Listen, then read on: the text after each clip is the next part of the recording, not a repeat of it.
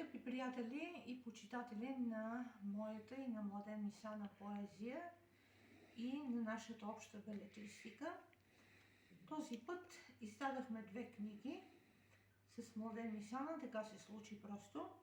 Отвъд Еверест, поезия изцяло, и Греховете на правозащитника, разкази.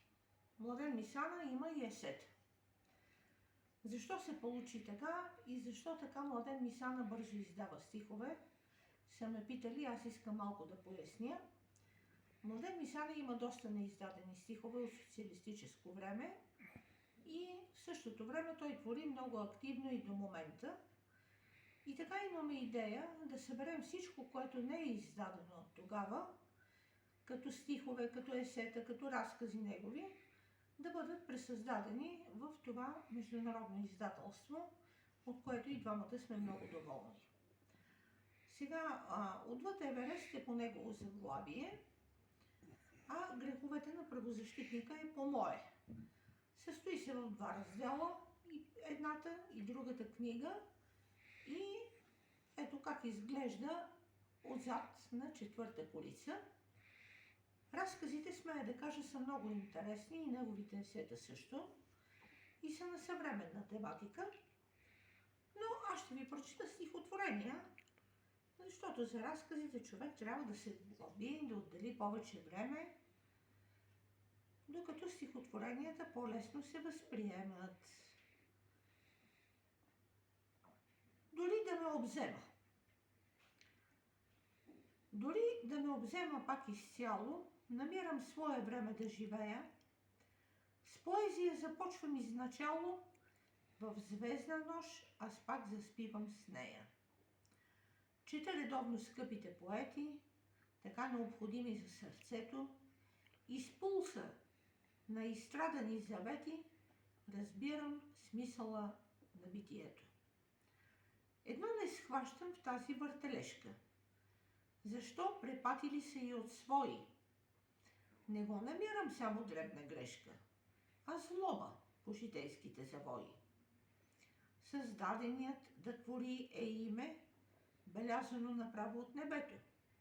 Амебата пълзи и е незрима, докато се развие, за да свети. Изгревна. Обичам да съм изгрев и да светя, да предвещавам хубавия ден. Луната пише стихове и често към сутринта заспива мило с мен. Но изгревът е друго. Носи слънце, да грея ми е сила и копнеш. Нощта, като магьосница навънка, си тръгва, щом под слънцето се спреш. На мен нагласата ми е такава, оптимистична, като светлина. Да бъда изгрев, просто ми се дава, като надежда, блага на цвета. И още едно нека да бъде. Монолог пред огледалото. Доволна съм от тебе, огледало. Младея на лице, а и на тяло. Не хващаш бръчки, вярно отразяваш. Духът ми неизменно пресъздаваш. Раздай сега за нас едно вълшебство. Светът в теб да се огледа нов и с някакво магично твое средство да отразяваш повече любов. И радостта да хващаш по лицата, подобно приказки на братя Грим. В теб да се оглежда добротата, да тържествува с флаг непобедим.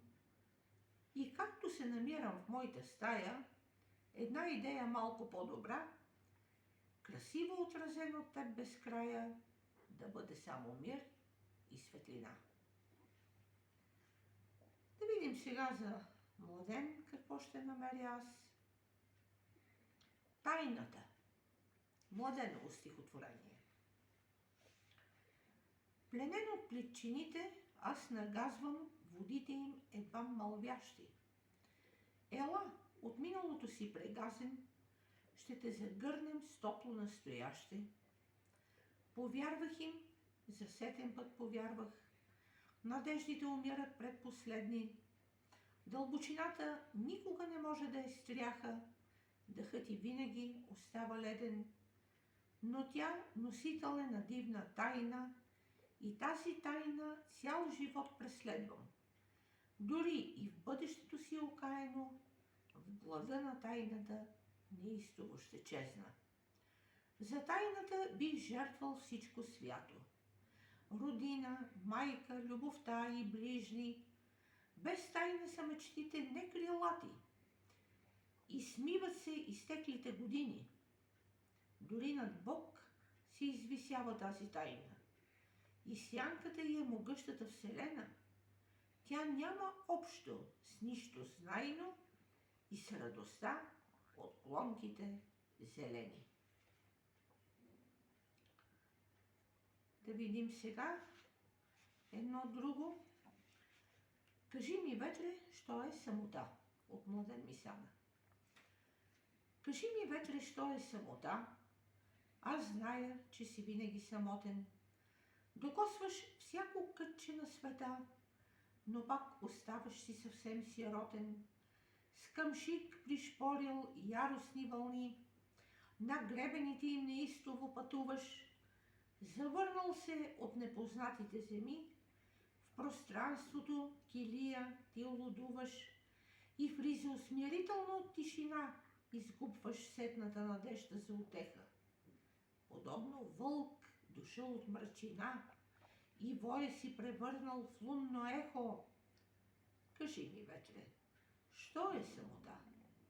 Защото като теб презирам всичко лесно. Пълзя по ледена стена към гибелта, закърмен с наркотика на отвесното. Насрещно. Сега съм само необмислен спомен, в поле жълтеещо от диви слънчогледи, мен макът на надеждите обори ме и ветровете странно кривогледи.